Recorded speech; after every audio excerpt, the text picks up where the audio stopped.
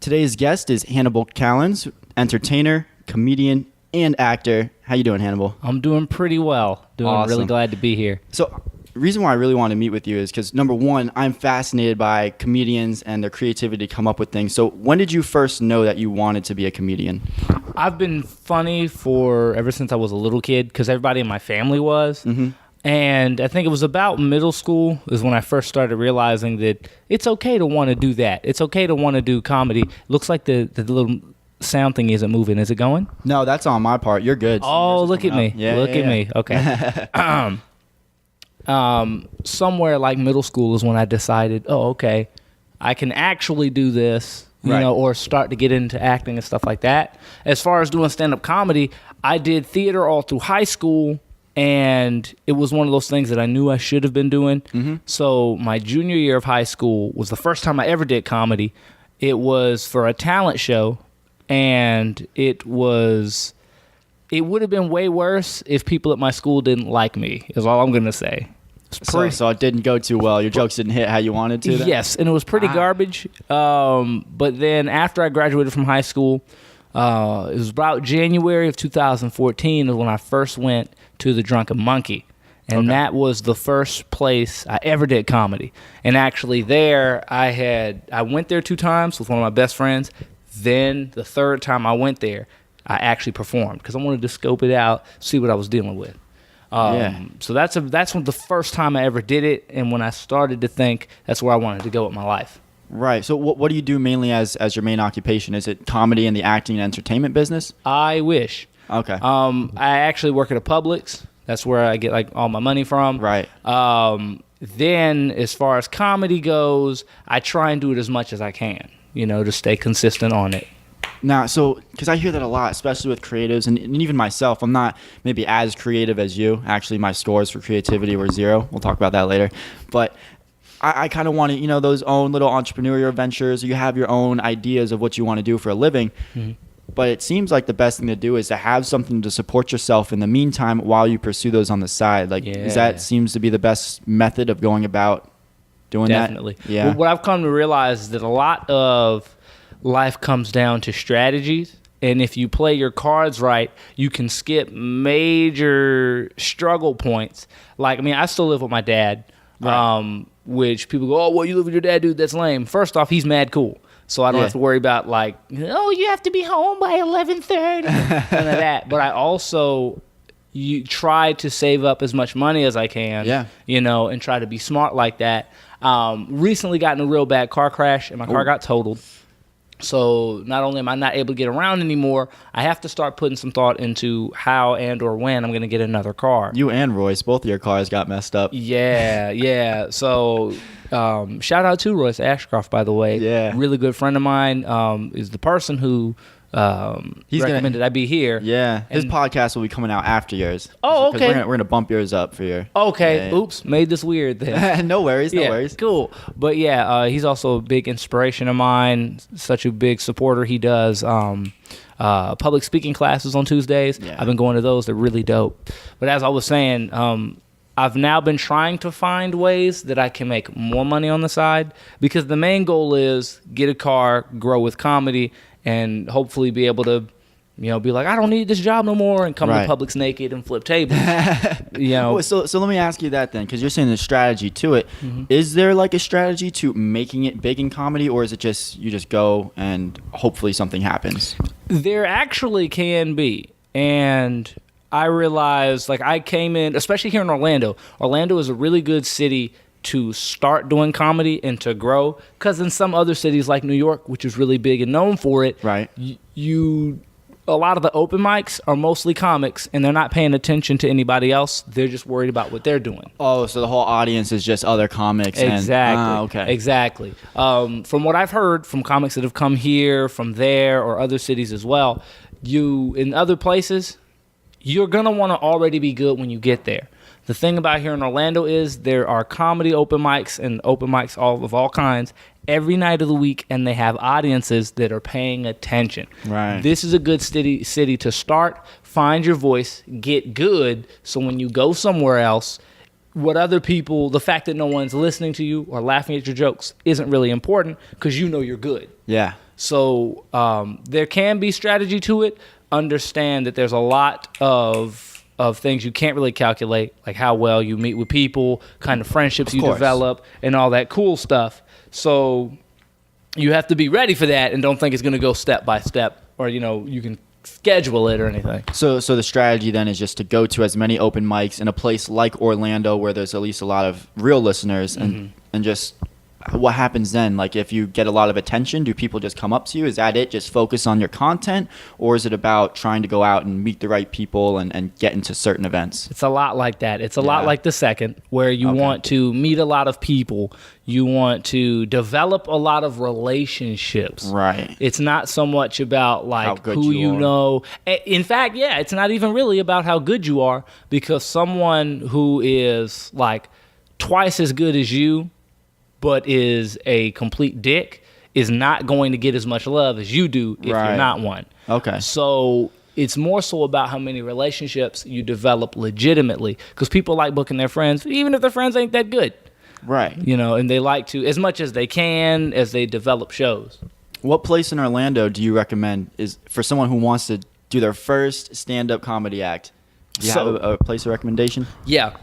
Personally, I started at Drunken Monkey, and I realized that the comedy scene is almost in two halves. You've got like a lot of the coffee shops, which includes Drunken Monkey. There was a place, Natura, back when I started, but they closed. Then there's like Austin's Coffee. These are really good places where you can get some stage time, but there's not a lot of, at least from what I've experienced, those aren't going to propel you into other aspects of the scene. My mistake was when I started at Drunken Monkey, and I came into that half of the comedy scene thinking that was all of it. Eventually found myself in the poetry scene, which is so much more supportive, so much more open-minded, and there's a lot of opportunity for growth. Yeah. So I came to find that my favorite open mic in all of Orlando is at the Dandelion Cafe on Tuesday nights. That's where I did my first and last one so far. I haven't done another one since. But I just did it like a month ago there. Okay, what'd you do, like comedy? Yeah, comedy. Yeah, okay. Just like a little 2-minute bit. Okay. Took me forever to come up with it. Yeah, that's the funny thing, man, how long you spend working on comedy. So then, like I said, and I'm going to come back to that. Yeah.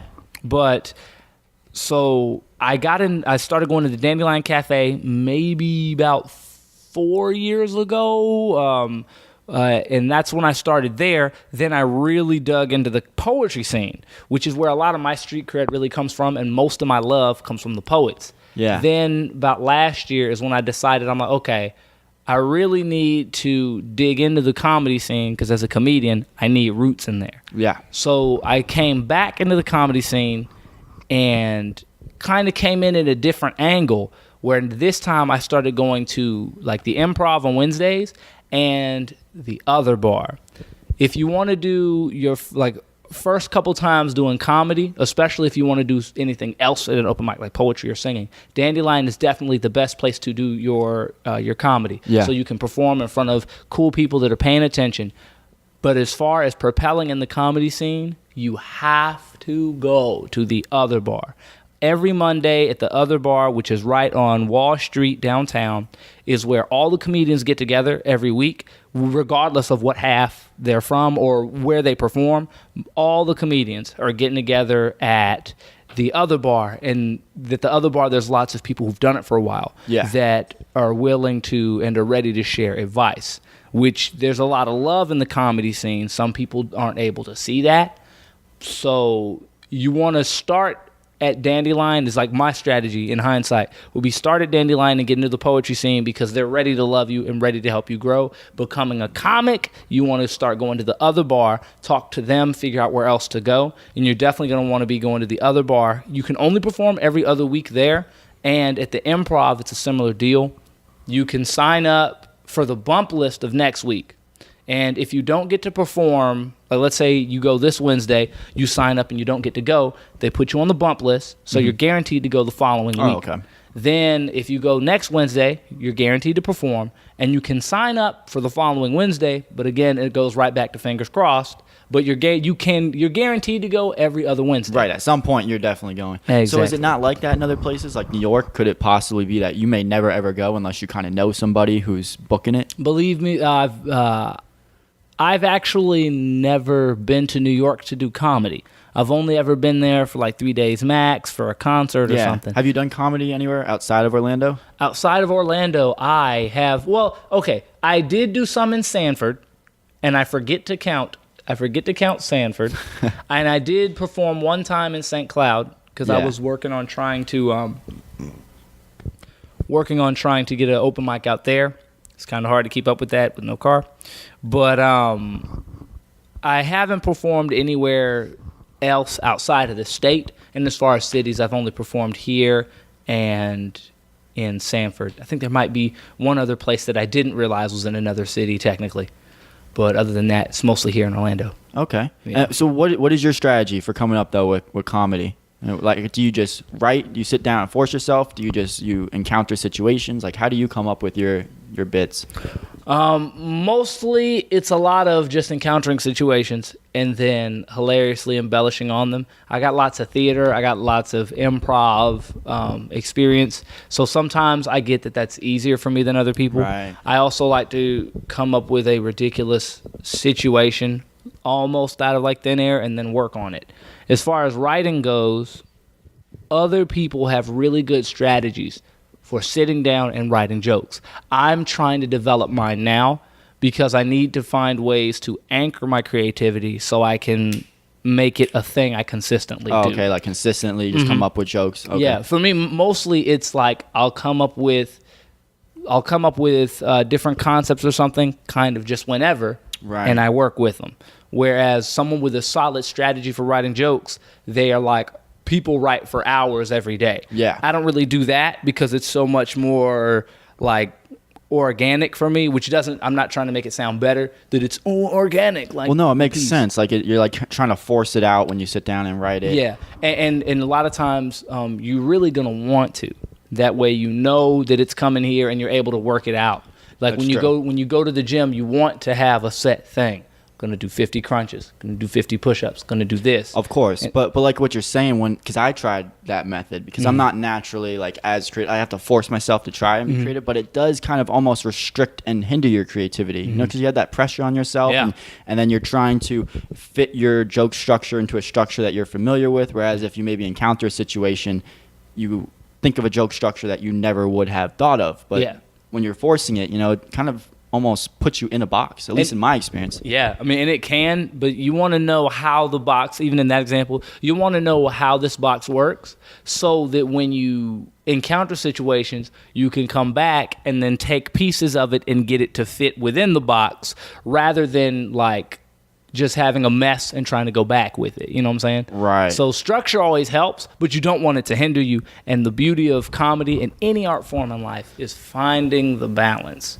Finding out how my creativity can be free and I can structure its freedom, almost like free-range chicken or something like that, you know, where it's like you get to run around and have all this space, but I guess it's probably a better example would be like having a really nice, well-trained, like a pet or something that's like it gets to run around outside as much as it wants, but you can trust that when you want it to come home, it will. Right. Like, hey, come on back now. It's going to come on back now. So that's where that balance is. Do you, in your opinion, think that writing poetry is harder than comedy or no? Because when I went to the Dandelion and I was listening to the night where I was performing, I was listening to all the comedians and the poets, and I was like, you know, it seems like it's easier to write a joke than it is to write poetry, but it seems like it's harder to write a well thought out joke that like that makes everybody laugh than it is to write poetry. I would say it's actually, I think it's harder to write comedy and especially to perform it. Oh yeah, that's the hard part. Yeah, because when you're doing poetry, you're able to you're able to utilize people's emotions like sadness, this, that, Right. and all that. You're able to play with a lot of them. With comedy, your goal is to make people laugh. You got one thing, yeah. Even if you tell a story that has highs and lows in it, right? You might make a joke about your father leaving or something like that that's meant to play with people's emotions. If at the end they don't laugh, it's so much more nerve-wracking than poetry or even public speaking, which a lot of people are terrified to do. Because when you go up and you do poetry or public speaking, really the only response that you're looking to get is a clap at the end of it. That's it. Nothing else. And people are going to clap unless you said something really bad or unless they're really just assholes. Like, they're going to clap. Yeah. But comedy, like, if you don't laugh, it felt awkward, and the audience knows it's awkward and that it was bad. That's really embarrassing. Yeah, especially because when you do a comedy set, people are supposed to laugh all through it. Yeah. So it's not even like people are supposed to laugh all through it. That's why one thing I learned when I started doing poetry and that I saw people do, and I think it's really cool. If you're doing a poem and you say something cool in the middle of it, people will snap. Yeah, I like that. Yeah, because when people snap, it allows them to express their support for what you just said and that they think it's cool and that it spoke to you, but it also doesn't halt the process. So you can keep doing the poem, people snap through it, and I think that's so cool. But yeah, it's definitely harder to write comedy. I personally spend a lot of time at work like coming up with rap, and I have so much respect for the people that actually know what to do with that once they write it. They know how to control it, work on it, and build it into something deeper. I've come up with What do you mean by that? By like building it into something deeper? Yeah, so okay. When I say that, I kind of mean like people, they stitch these different things they come up with, especially poems that take long times for people to write. It's like 1 month you think of a line, and then you don't find something else that resonates with that for maybe 2 more months, right? Then you write something else, and you go, oh my God, this works really well with this. And so it can take you a while to put stuff together. So you're talking about so you get a good line that rhymes, makes sense, is deep, and then you end up coming up with other lines, but you have to eventually find a way to connect all of them. Yeah, I do that a lot. I do that with a lot of my rap, but I also I don't do rap hardcore, at least not yet. My goal as an artist is that I want to reach a point where I can bring my imagination to life, no matter how it sees to manifest itself. So if I think of a TV show, I want to be able to make that happen. Right. If I think of a movie, I want to be able to make that happen. Anything my brain can imagine, I want to be able to put everything necessary, know all the necessary skills, and know the people to bring anything to life that's in my head. Yeah, and have you thought about, because I know a lot of people who have the same envisions, they go out to Hollywood to do that. Do you think that's necessary or no? Especially not now, because people are able to make entire careers right from home. That's true. You know? You got to really focus on the content, though, because you were saying, connections were a huge part of it, not even just being that good, and a lot of those connections are out in Hollywood. Because everyone you run into on the street is just somebody who's doing something. Yeah, and here in Orlando, you got a lot of that, too. We've got not only places like Full Sail that pumps out all their talented students every time that they do, but like Valencia is consistently pumping out impressive screenwriters and directors and all that. I went to Valencia, so I got mad respect for the place. Yeah. Yes, Val State's where I'm at. I got my AA in theater performance from Val State 2017 in May. So, congratulations. That was real recent. Yeah, well, thank you. Yeah, it's super recent. Chicks dig it. But yeah, like I said, there's always people around you. So it's going to be hard. In fact, I'll say it like this. You might not have to move to Hollywood to make your dream happen, but you got to get out of the house. Right. You're not going to be able to make anything big alone, and even then it'll be bigger with people. There's so much to discover, and there's so many people who want to work and develop things together. So teamwork is key in anything, even in comedy. I can't remember who it was. I think it was a documentary that I watched, and somebody said that comedy isn't a team sport.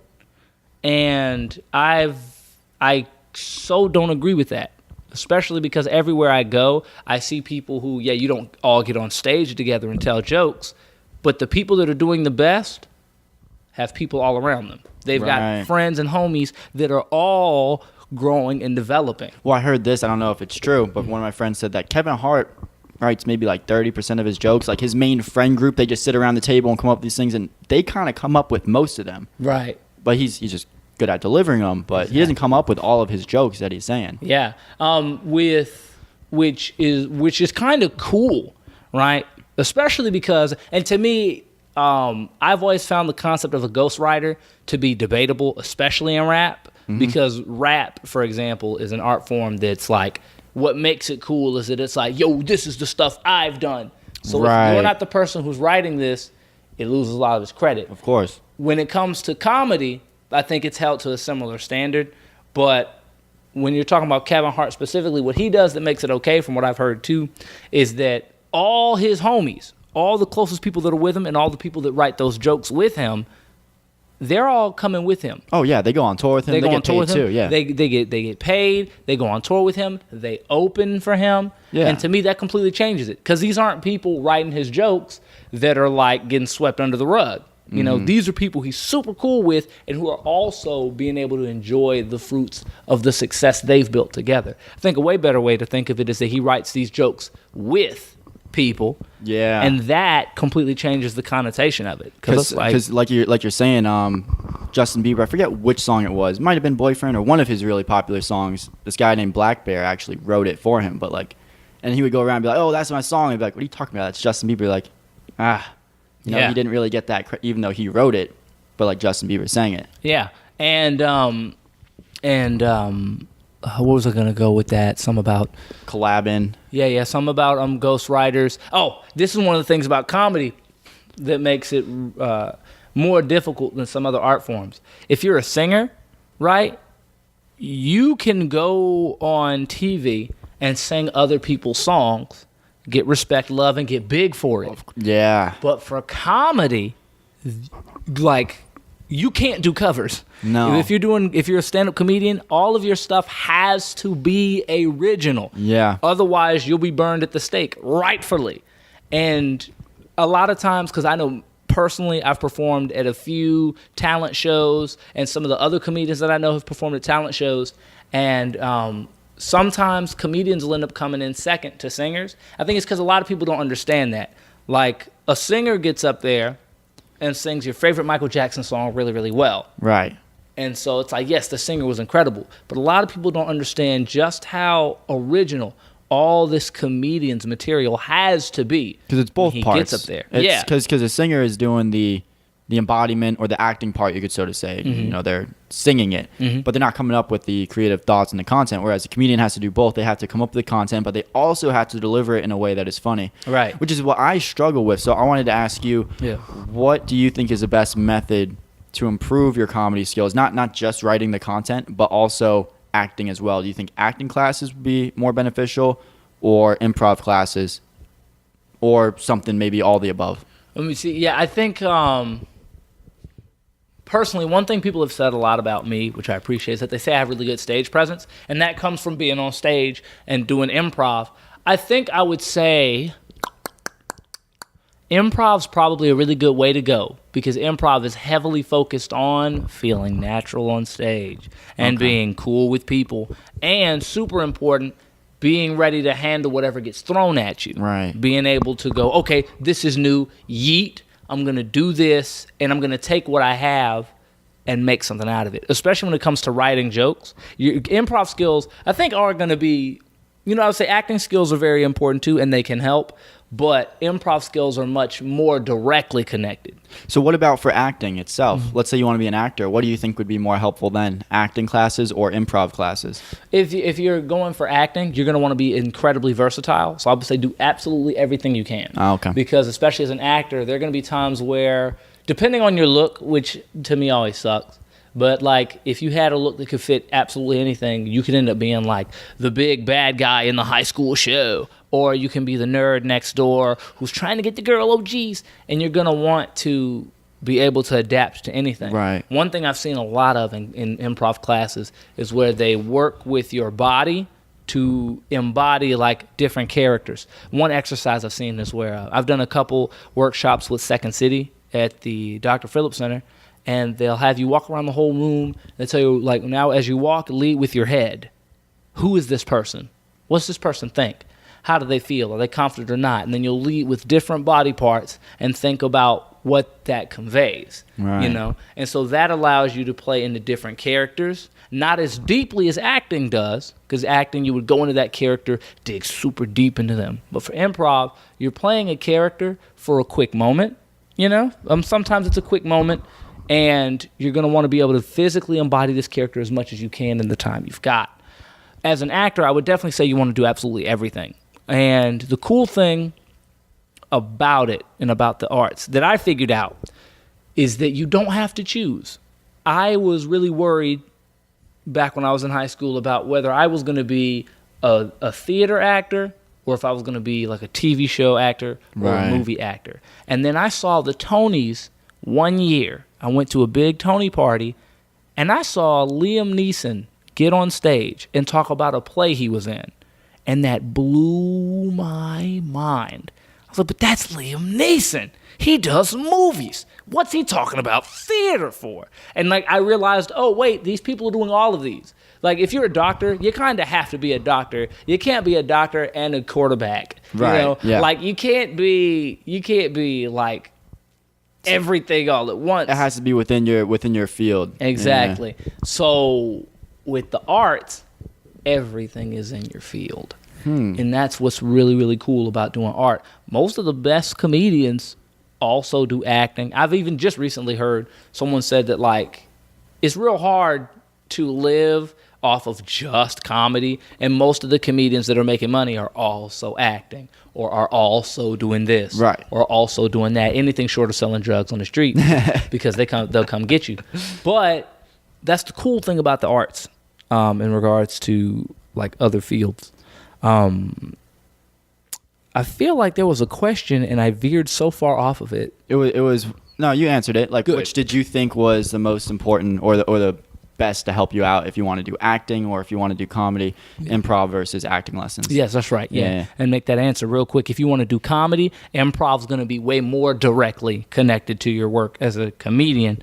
If you're doing acting, absolutely everything. I would also say, for the record, as a comedian, same thing. You want to be good at everything, so dig into as much as you can. Right. The other secret about doing comedy is that the best comedy comes from your life experiences.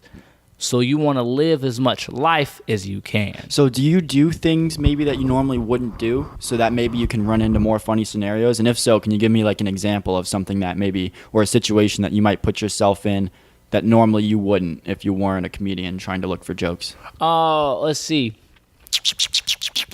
So I don't do as much as I would like to. I don't challenge my status quo enough in the name of comedy. But what's cool about being a comedian, I took a ballet class, right? This was my last semester at Valencia. Took this ballet class, and it ended up being a complete and utter blast. Hashtag it was at Val State. You know, I'm not playing when I say that they're great. But the cool thing about it, like if I was a hardcore like gangster rapper, Yeah. and people found out I did ballet, Right, it's gonna be wouldn't real work. bad for the street cred. As a comedian, I now have like a passport to do whatever I want. Because it's like, oh, what, man? Oh, you was in ballet? But I'm a comedian. I can tell jokes about it. Now you're laughing with me, not at me about it. Right. You know, as a comedian and being into the arts, especially comedy, especially as comedy becomes so much more mainstream as it like has in the past few years, I mean, you can really do whatever you want. So you didn't necessarily do these things for comedy. You're saying that comedy allowed you to do these things that you wanted They can. to, that you probably wouldn't have done before. Yeah, and adaptability is key. I've done these things. Now my comedy skills can turn it into something. Right. You know? Yeah. But like I noticed, like when I was just for that short little period, maybe like 2 weeks, probably took me like 2 weeks just to come up with 2 minutes worth of jokes to go up on stage with.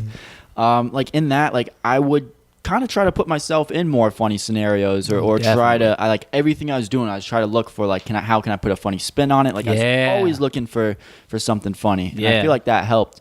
But do you think anyone can become a comedian or not? Not really. You kind of have to have it in you. I think so. Really? The cool thing about comedy is that there's a science to it. And Even the acting part, there might be a science to writing the jokes, but what about, embodying, getting into character? And I think so. And I'm not talking about like just getting on stage and having a joke, but I'm talking Yeah. about, can anyone be good at comedy? I think you can. I Yeah? think that you totally can. And when I say that there's a science to it, that in no way discredits the like work that goes into it and the talent that goes into it. But the cool thing about that is that makes it fair. It wouldn't be fair if it's something not everyone could do. You know, if it's like, oh, you had to be born with it, that wouldn't be fair. The cool thing about comedy is that if you learn the structure of jokes, if you learn how they work, if you learn what makes people tick, if you learn these formulas and then use them, you're going to get a similar result.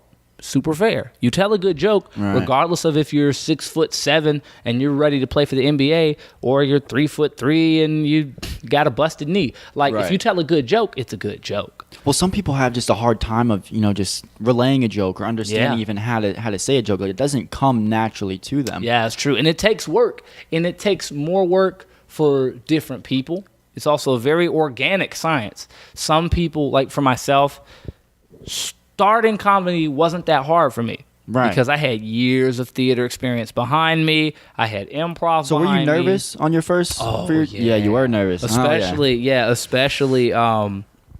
the very first time when I did it. Like the talent show you're talking about? Oh, yeah.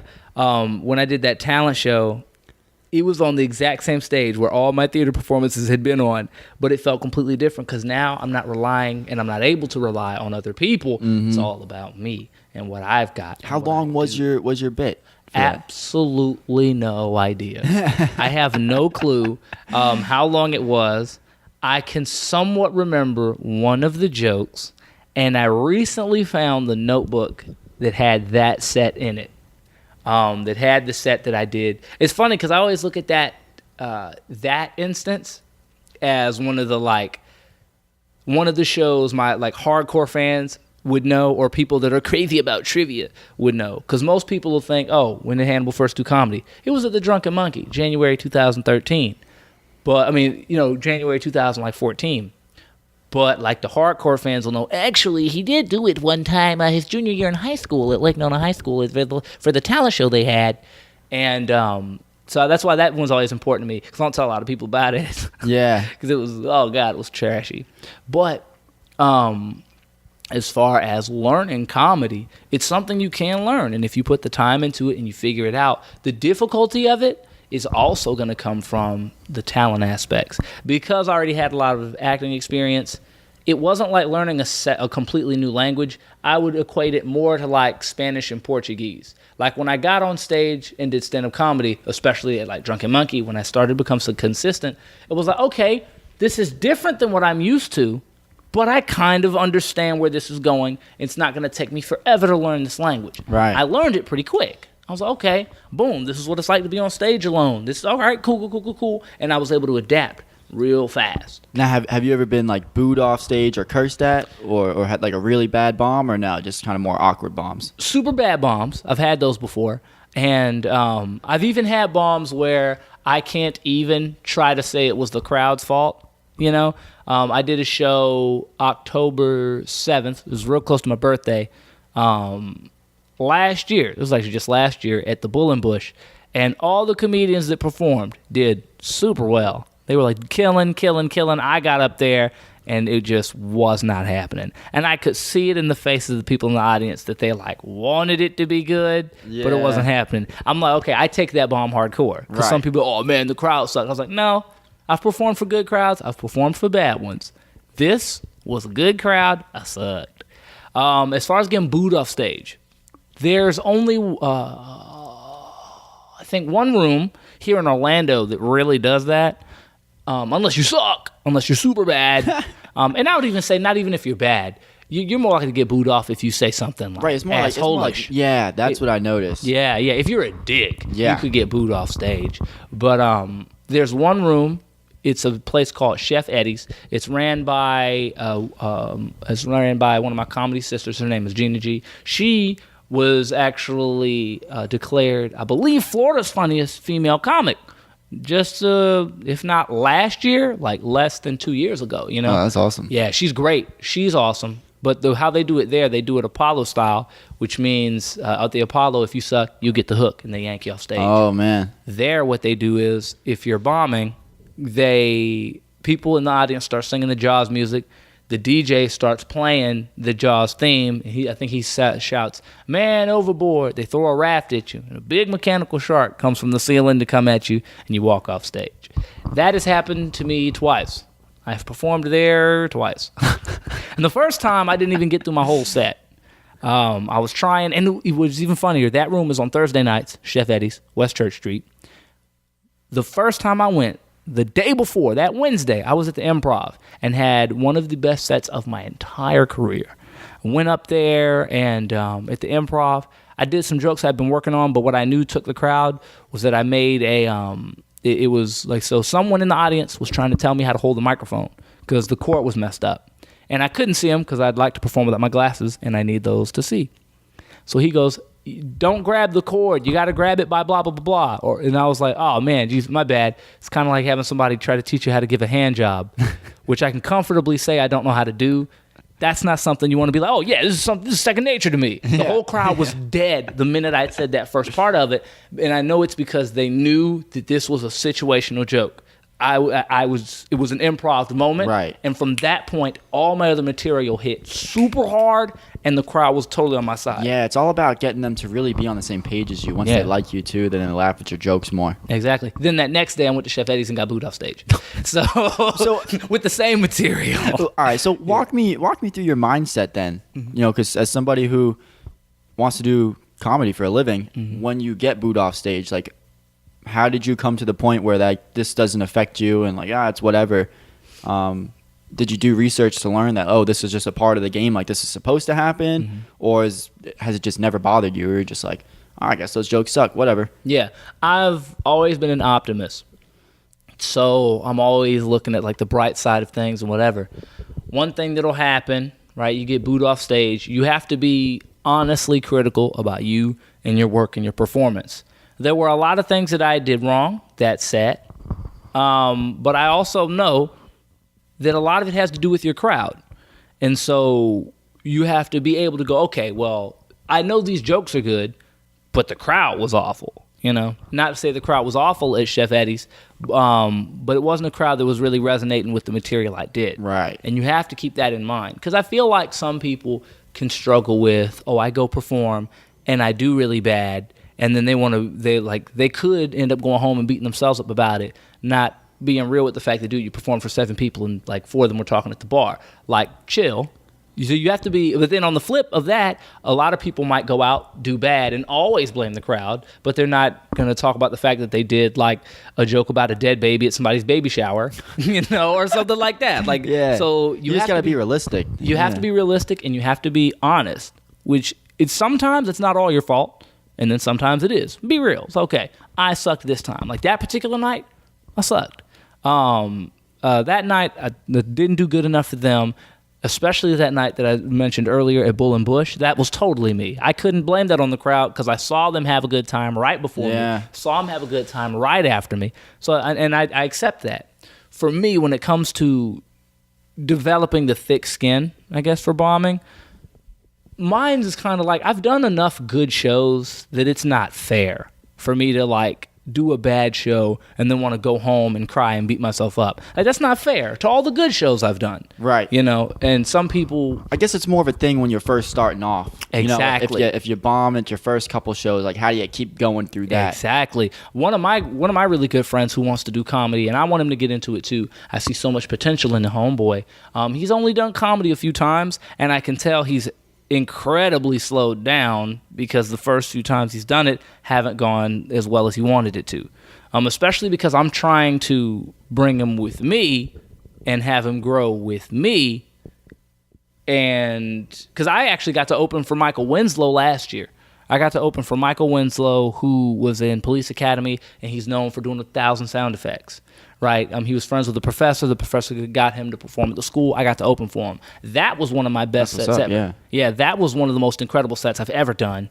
And like one of my friends saw me there and was like, dude, oh my God, dude, whoa, dude, that was so good. Yo, what? I want to do this too. And it's like, you have to stay consistent even though you bomb. I think it's not fair. I think it's not fair to do comedy, bomb, and then quit. Right. Because it's like, if you expect to come here, do well, when it's your first time, that's kind of disrespectful to discipline, period.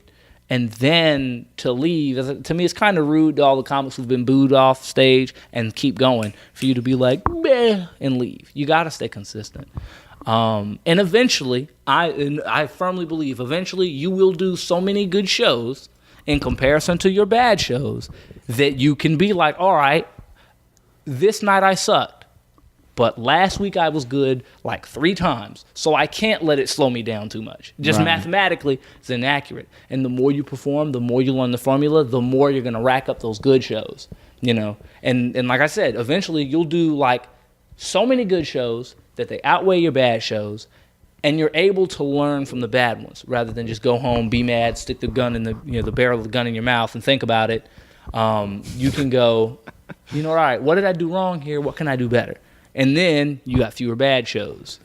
Of course. It's just a hard thing, like, emotionally to get over. And it really is, which I think is so funny, man. I mean, because I've done bad shows where I still go home and I'm like, oh, God, I bombed. I need to get a good show in quick. Other comedians will say that, too. Like, you get a bad show and you feel real low. So you're like, okay, I need to do a good show. I need to do one quick to get rid of that stank feeling in your chest. I feel like most people, it'd be the opposite. Unless you've been in the game for a while, right? Like, first starting off, it's kind of like, ooh, let me think this one through again if I want to get back up there. Exactly, because you slow down. Like I said, after a while, I've developed sets that I can trust. Like, here's a good set. I know this is going to do good. I can confidently say, if somebody walks up to me, put a gun above the back of my head, say, give me a good 5 minutes, I'll pull the trigger. I can tell them, all right, grab a chair, grab some popcorn. This is going to be good. I now can confidently say that. Yeah. You know? Even then, I want that to be the premise of one of my comedy specials. I want it to be the premise of I'm at a grocery store, some dude comes in and holds the whole place up. If somebody can't give me a solid hour of comedy, I'm going to start killing folks. And then they slide a microphone to me. And that's the premise of my whole set at the end of it. Because I don't know if anyone's seen Kevin Hart's specials, like the ones on Netflix and stuff like that. But I went to go see What Now in the movie theaters. I also saw it live. But I went to go see it in the movie theaters, and it had this whole like background story going on about it being like epic spy movie or whatever. I would love for that to be like the premise of one of them. But anyway, coming back to it, like I said, you do enough good shows. You do enough good shows that you can stay consistent, and you eventually develop these good sets. These good sets you can trust. And you like, all right, this set is good. You stay building on it, but you can be like, this is solid. Put this somewhere so I can stitch it to another good set after a while, years of sticking stuff together sometimes. Stick this set to that set, stick this set to that. Now you're talking about 30 minutes of material, stuff like that. Right. Yeah. How hard is it to get paid to do comedy, to get paid gigs? Is it hard to find those, or is it like only professionals who really get paid gigs? For me, it was really hard. Then you start getting more of them. Again, it's all about relationships. So I started getting paid gigs through the poetry scene. Again, because remember, I had my deep roots in there, and that's where I built up so many friendships and relationships. So I started getting features, stuff like that. My first ever feature, my first ever 30-minute set was at a place called the Copper Rocket Pub. They have an open mic on Tuesday nights, and Orlando Bands runs it. I started going months before that, and I think it was in August was my feature. Months before that, I started going to the Copper Rocket, performed at their open mic. And then Ben Garner, the guy who owns Orlando Bands, who he and I are very cool. He's been so supportive of me. He was like, hey, man, really want you to feature on such and such Tuesday. And I went for that. Didn't get paid for that one. But then the bar owner at the Copper Rocket, he really liked me and started booking me for shows there. Again, it's all about likability and how much people vibe with you. Eventually, he sold the place to some different people. And so I still perform there when I can. But I haven't gotten a lot of paid gigs from them. Most of my paid gigs have been features, which come from your homies. Like, I got to feature at, what's it called? I got to feature, at Writer's Block, which used to be at TNT when I featured at it. TNT Cafe, which has now moved, and Writer's Block has moved somewhere else as well. Then I got to feature I got to be the host at New Peace Monday, which is at Three Mask, which is an African merchandise store on Colonial OBT, one of my favorite places in Orlando, and where I get all my African attire. Then I've also featured at the Dandelion Cafe, which was a super big deal for me last year, because that's my favorite open mic and where I've done the most of my growth. Paid gigs can be sparse, but you're going to get more of them the more people that know you, and the better you are. Because I don't think... Of course, that always plays a role into it. Yeah, you have to have quality to start getting the paid gigs, but it's going to be a mixture of quality and networking. That's where the paid gigs are going to be. Again, you're going to want a side hustle. Well, now, who are you performing for this Wednesday, the album? Yes. This Wednesday, I am performing for one of my really good friends, who is also, in my opinion, favorite singer I've ever met in person. His name is Magi. He is a singer. His music is really, What kind of sweet. singing or what kind of genre is the music? Oh, it's one of those where it's like doesn't really fit in the genre. Yeah. I'm also not good at explaining things. Okay. Yeah, but I love his music. He's got an incredible singing voice. His stage presence and performance is mind-blowing to me. One of my favorite songs, it's the song that stuck him in my head, is a song called Fire, which you can find on SoundCloud if you look him up. I think that's for the longest time, that was my number one favorite song he had. What's his name again? Magi. M-A-J-I. Okay. Yeah, I believe Magi is magic in Arabic or in some other language. I'll take your word for it because I don't know. Yeah, right, exactly. You don't have to fact check me either. Yeah, fake news, But this Wednesday, he is releasing one of his albums, which is called Magic Kingdom. He's been working on this album for a very long time, and if there's one thing I can guarantee you is that this bad boy is going to be quality.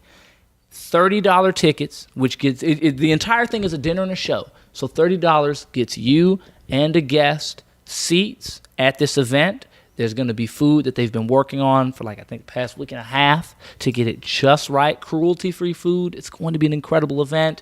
I'm performing for 30 minutes, right? So You have a 30-minute set worked up? I have two. Wow. I've got two 30-minute sets, both of which actually came out to 40-something minutes the nights that I did them. I've got one of those sets I've done 2-3 times. Then, oh snap, I have 3 30-minute sets.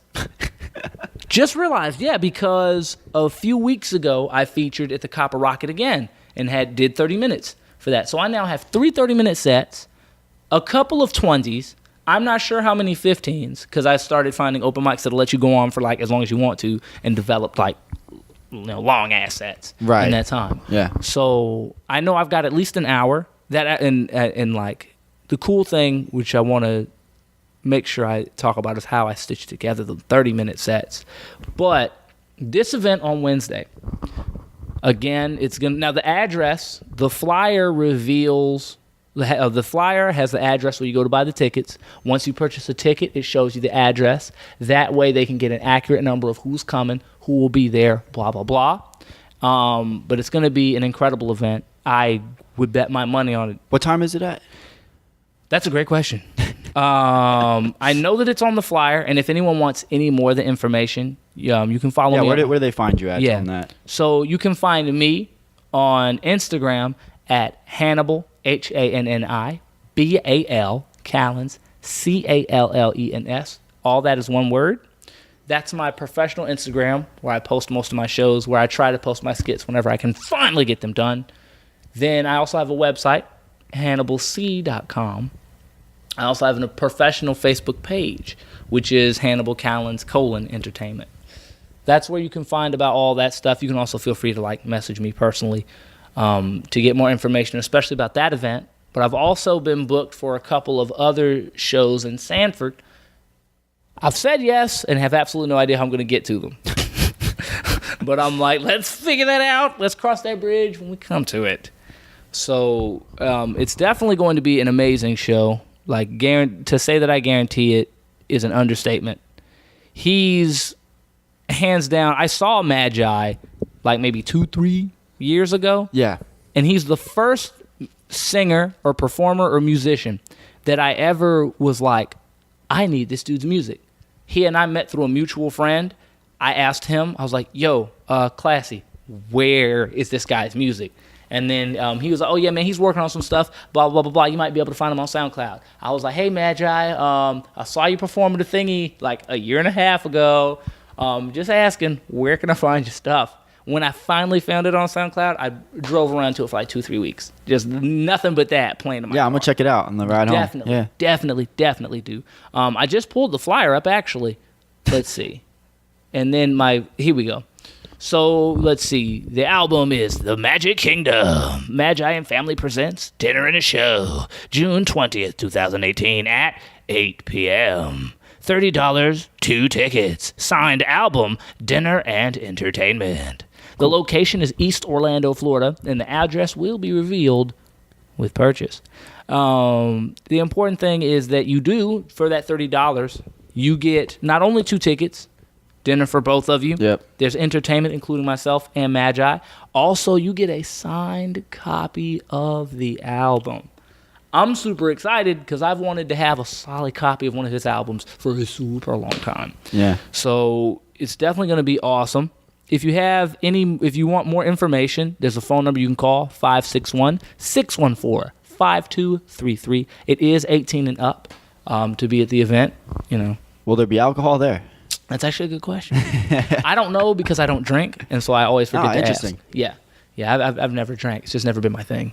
Cool. Well, good for you, actually. I mean, it's really not too many benefits to it, other than if you're like going out to a party and socializing. Other than that, you really don't need it. That's the thing I always thought need it for that, though, either. Yeah, that's the thing I've always thought is so funny is that like with cigarettes and like drinking, every time I tell somebody that I don't drink, their response never is, oh, what, dude? Come on, bro, man. You got to try it at least once. It's always, good, don't. And I'm like, I think it's funny because people who smoke weed, they'll go, hey, man, dude, you want to smoke some? I go, no. They're like, really? It's fun. But like... No, it's true. It's true. Yeah. It's like two different... completely different crowds of people because I'm like, well, wait. It's like, oh, yeah, don't start. I'm like, why did you? Because clearly you knew it wasn't a good idea. So I'm just like, I try to stay away from it, be completely honest with you, and to be transparent. A big part about it is I don't trust the feds. And so I don't like having, I've always been afraid of going out somewhere, getting drunk, and then somebody be like, well, guess what, Hannibal? You don't have to play our game because we have pictures of you spreading your butt cheeks. And now I got to do what the man says. Because personally, my goal is to, my life goal, right? Yeah. My career goal is to be able to bring anything I want into life. My goal as a human is that I want to be able to use my wealth, my knowledge, and my power to make the world a better place. Akon is really cool to me because he went to Africa and has done so much work to bring electricity, right, to people out there. Some of my inspirations, right, are Dave Chappelle, because Dave Chappelle does... Is that your favorite comedian? Definitely. Okay. Definitely. He's my favorite because of his subject matter, how he tackles it. And now that I think about it, he's made movies. Like How High, that was his movie, and he made that movie so early in his career. In fact, I don't think it was early in his career, but he was so young when he made that movie. The movie's incredible. He also had his skit show, The Chappelle Show, which a major goal of mine is to have a show like that. Do you do anything like on YouTube, trying to create shows like that? Like, even though they'd be low budget, but like, get your own friends together, or like... Yeah, I try to. Just what sucks is that it's hard. It's hard to try and put out skits all the time. Like you're saying, consistency-wise, or hard to get everybody together and to come up with skits? It's hard to do things consistently. It's been difficult for me to make things happen because it's hard to like get people together. I'll come up with a skit that'll work really well if I had some help, but then it's hard to like get help on the day that I need it. So I'll try to do things alone, and which makes one thing take way longer. I do have skits on my YouTube channel. One in particular I'm super proud of, but it was difficult because it was me in my car. My car. But it was me using my car, and I had to put the camera in the car and then step outside of it, and then would do stuff with the camera facing the car. It was a straight up Lupe fiasco, but it was a blast and paid off once I did it. So it can be hard to try and do stuff consistently, though I want to. My biggest thing, though, people have less than me. You know, they have people with YouTube channels. They ain't even got a cell phone. They got like 2 spoons and a rabbit, and they've managed to have like 6,000 subscribers. So yeah, it's crazy. I'm trying not to let myself have any excuses anymore, and doing a very good job of challenging myself to do more. So what would be your goal with it? Like, how many skits would you want to put out? Year, month, or like, you know, maybe make them all together at once and then release them? Yeah, you know what? I've been inspired to make my own like skit show on YouTube, and I've had concepts for it where I would do that. I would like shoot a few skits and then make it into an episode. You know, Right. Do stuff like that. My problem is that I don't know how to take a lot of my ideas and then make them doable with what I have, and so that can be a struggle because I don't have like a grocery store I can just use. I don't have like a restaurant I can just use. And I'm not sure of the avenues. That being said, for me as a creative person, I'll come up with an idea and then I start to pull it back and see how can I make this happen? How can I make this doable? And without killing the beauty or the fun in it, make it affordable, you know? Right. Something I can actually pull off, which is a challenge all in itself. But it's a challenge definitely worth doing and worth embarking upon. I try to get help from other people, but sometimes I don't like to bother other people, and then it can be hard with schedules. Yeah, I'm the same way like that too. Yeah. But yeah, who were the people that influenced you? That's where we left off on. You had Dave Chappelle, Akon. Yeah, Dave Chappelle inspires me because he doesn't care about what people think of him. And that's a goal I'm working on, you know, especially because I find myself in a very interesting place where I want to talk about whatever I want to, but I'm also kind of woke. So I don't want to offend people and be unwoke. But then that stops me from saying particularly things that I would actually think are funny. So it's finding the balance. The only true answer to that balance is don't care. You know, be free to say whatever you want. Yeah. And so Dave Chappelle's my biggest inspiration, especially after watching his specials that he has on Comedy Central, because it just physically, it clearly embodies it. He does an entire bit about Emmett Till and how the woman who falsely accused him of the sexual assault, that those people came and it gets the sexual harassment, that people came to that young man's house, snatched him out, and they beat him to death. Like, he makes a joke about that. And it's not even so much he makes a joke about it, right? He comments on that situation. We did the same thing too with what's his name? O.J. Simpson. Yeah. You know, real touchy subjects. Real touchy subjects, but he does them in a way that we all can have fun with and enjoy them, but then also doesn't care if you don't. And especially at his level and his talent and his work and his genius, somebody's going to, and in most cases, more people are going to love it than are going to hate it. So who cares? That's where I want to be. That's what I'm working on. That's really the career goal as far as comedy goes. Like, a skill in my tool belt is the gift of not giving up, and not giving a fuck.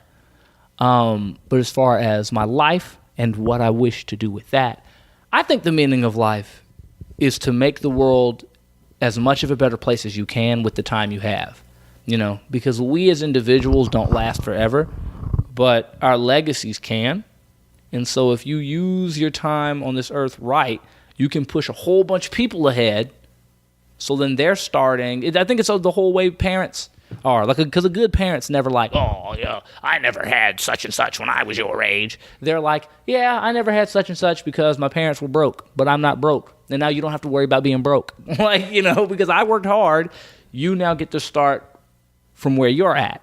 And that's the cool thing about evolution, period. It's like, okay, you're looking at birds in the wild, and this bird's beak is way too small to get these worms, but the bird with the longer beak, he gets to move on. So now his kids, they're born with longer beak, and they're like, sweet, we don't ever have to worry about having short beaks. We all got long. It's real interesting about that kind of stuff too, because they're starting to think that now that they used to always say learned skills and behaviors can't be passed down, but now they're starting to think that they can. Yeah. So let's say you're not athletic or something, but then all of a sudden you just work out all the time and you really get athletic, and that's just how you are your whole life. Like, that could possibly pass down to your kid. Yeah, and that's that's a beautiful thing that I hope it can, because there are a lot of character things about people that we don't really want to pass down. Myself, I'm not disciplined as much as I want to be. So if I can develop discipline and then just have that be in my children, even though something like discipline too, you got to teach them that when they're young. Of course. You know, and my parents were never really like, they didn't really raise somebody undisciplined. It's just a personal choice that young me made, is that I don't want to do my homework right now. I want to do it later, and then it never gets done. So then that's just the thing, man. Like, as we grow and develop, we make things better for the people behind us, because it's not about us. We about to be out of here.